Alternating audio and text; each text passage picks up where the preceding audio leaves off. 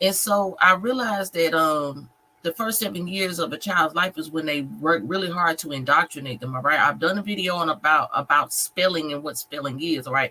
We think spelling is just putting alphabets together to make words. All right. But we don't realize that speaking is spelling, which means to cast a spell. So all the words that you speak are spelling, which is even funnier because most people are scared of things when they hear stuff about spells or rituals or spirituality, but they don't realize all the words they speak out their mouth is spells. That's why they say that you have to be careful what you say, and your words have power, because the words that we know in the English language actually are a derivative and a compound of other words from other languages that have meanings to them. All right. So a lot of the words that you speak, if you ever just take the time to sit down and look up the origin, not only the origin, which means where it came from, like what language it derived from, but also the etymology of it, which is the real meaning behind the word, you'll understand exactly what I mean when I say speaking is spelling, right?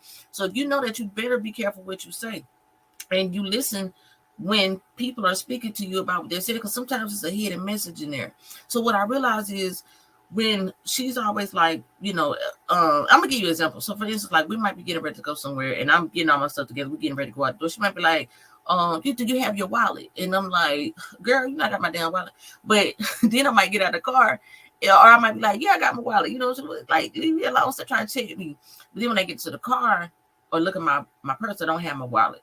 After this happened about 5 or 6 times, I said, wait a minute, there's something going on with this. Now, it's not a wallet situation. It would be different things. But every time she asked me, and I'd be like, I wave it off, and then I get ready to check behind myself or check to see what she was asking me.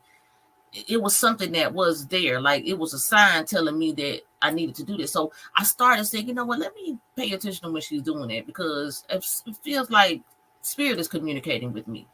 So like after that, I started listening to when she was saying something like, you got your keys, or did you remember to turn the air conditioner off, or this and the third. I started checking, and sure enough, lo and behold, every time she do that, that's exactly what I needed to do.